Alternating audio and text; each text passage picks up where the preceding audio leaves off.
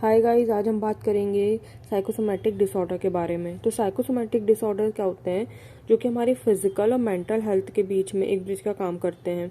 Psychosomatic disorder में psychological conditions involve होती हैं हमारी फिजिकल सिम्टम्स को शो करने के लिए।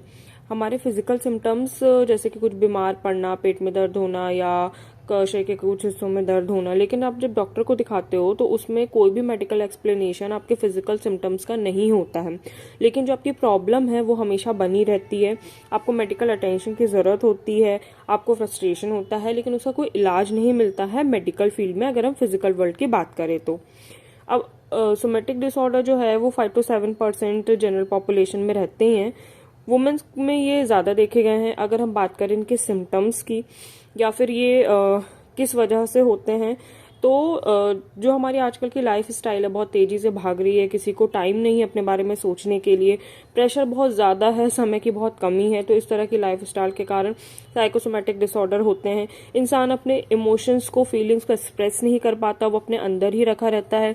चाहे वो फैमिली की बात हो, ऑफिस का प्रेशर हो, कलीग्स का हो या परफॉर्मेंस प्रेशर हो, इंसान अपने इमोशंस को एक्सप्रेस नहीं कर पाता, जिसकी वजह से वो इमोशंस जो है इंसान के अंदर ही रह जाते हैं। जैसे कि आप पिक में भी देख सकते होगे कि इंसान अपने इमोशंस को थोड़े समय तक दबाता है, लेकिन वो दबाते दबाते जब अंदर तक वो चीज़ भर जाती है तो वो एक दिन फिजिकल सिम्टम्स के रूप में या मेडिकल सिचुएशन के रूप में ब्लास्ट होती है।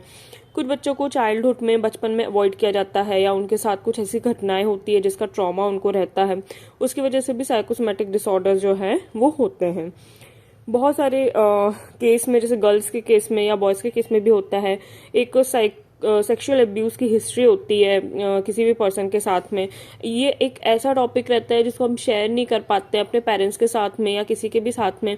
इवन अगर शेयर भी किया जाता है तो इस चीज़ को जो सोसाइटी के नॉर्म्स के अकॉर्डिंग दबा दिया जाता है। इवन हमारे पेरेंट्स भी बोलते हैं कि किसी को मत बताना, या आपने जैसे हाईवे मूवी अगर देखी होगी, बेस्ट एग्जाम्पल है इस चीज़ का कि जो पेरेंट्स रहते हैं वही इन बातों को दबा देते हैं ताकि समाज में उनकी बदनामी ना हो। तो इस तरीके की अगर केसेस होते हैं या इस तरीके की किसी की लाइफ की सिचुएशन रही होती है पास्ट में, तो वो साइकोसोमैटिक डिसऑर्डर का शिकार हो जाते हैं। और भी कुछ अदर कंडीशंस रहती है, जैसे डिप्रेशन है अगर किसी को, या फिर पर्सनैलिटी डिसऑर्डर है, या किसी तरह का ड्रग या अल्कोहल का एडिक्शन है, तो इस वजह से भी साइकोसोमैटिक डिसऑर्डर होने के चांसेस रहते हैं। अब अगर आपको साइकोसोमैटिक डिसऑर्डर होता है या किसी को भी होता है, तो ये किस तरह से हमारी बॉडी को इफेक्ट करता है। आपको बहुत ज़्यादा थकान लगेगी, आपको नींद नहीं आएगी, आपको बैक पेन रहेगा, मसल्स पेन रहेगा बॉडी में, और जो बैक पेन स्पाइनल पेन्स रहते हैं वो रहेगा। हो सकता है आपको हाई ब्लड प्रेशर की प्रॉब्लम हो जाए, आपको सांस लेने में दिक्कत हो, शॉर्टनेस ऑफ ब्रीथ जिसे कहते हैं, आपका डाइजेशन सिस्टम उतना अच्छे से वर्क ना करे, जिसको स्टमक अपसेट स्टमक कहते हैं, आपका पेट अच्छी तरीके से क्लीन नहीं होता हो। ठीक है, ये भी एक सिम्टम है साइकोसोमैटिक डिसऑर्डर का। आपको स्किन की इश्यूज आ सकते हैं, ठीक है, आपको स्टमक में अल्सर वगैरह ये सारी चीज़ हो सकती है। वैसे इन जनरल में हम कहते हैं ना कि कोई थॉट हमारे दिमाग में बार बार आ रहा है तो हमारे पेट में दर्द हो रहा है, या हम किसी को अगर ये बात नहीं बताएंगे तो मेरे पेट में दर्द होगा। हालांकि कहने में ये बहुत एक जनरल कन्वर्सेशन में आता है, बट ये सही है, ऐसा सच में होता है कि हमारे जो दिमाग में रहता है वही चीज़ हमें जो है फिजिकल फॉर्म में भी दिखाई देती है। जिसको साइकोसोमैटिक डिसऑर्डर्स की प्रॉब्लम आ जाती है, वो बार बार जब डॉक्टर बदलता है और उसको जब कोई रिजल्ट नहीं मिलता है, उसके सारे रिजल्ट भी नेगेटिव आ रहे होते हैं लेकिन उसकी प्रॉब्लम सॉल्व नहीं होती, तो ऐसे में क्या होता है, इंसान बहुत ज़्यादा गुस्सा होने लग जाता है, फ्रस्ट्रेटेड होने लग जाता है, इरिटेट होने लग जाता है, क्योंकि उस पर कोई मेडिकेशन काम ही नहीं कर रही होती है। वो डिप्रेस और एंग्जाइटी हो जाता है, उसको लगता है कि ऐसा क्या हो गया है, मुझे समझ ही नहीं आ रहा। उसको ये भी लग सकता है कि मुझे कोई भूत प्रेत तो नहीं होता है।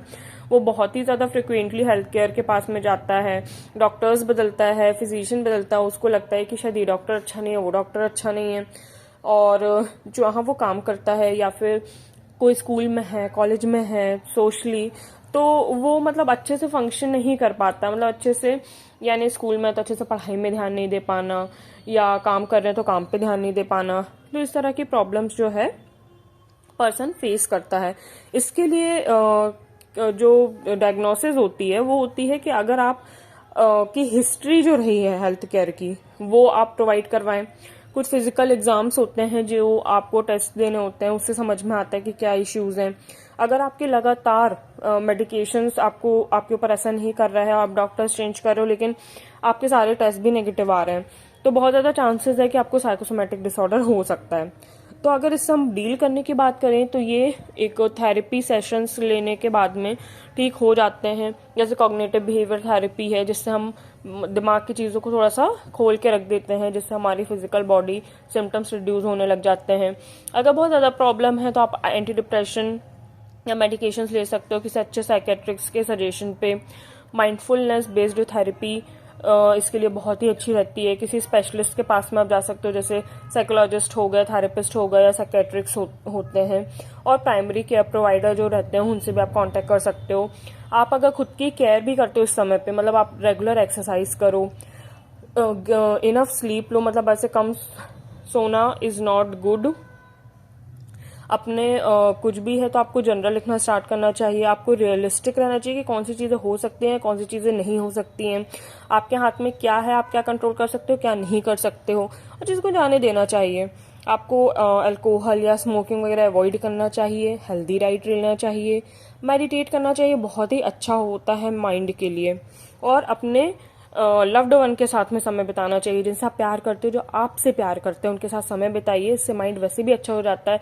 अपनी बातें शेयर कीजिए। मैंने एक सेल्फ हेल्प थेरेपी के बारे में भी वीडियो शेयर किया, उसे ज़रूर देखिए। वो भी बहुत अच्छा रहता है साइकोमेट्रिक डिसऑर्डर को रिजॉल्व करने के लिए, या फिर उसको डायग्नोज करने के लिए या ठीक करने के लिए।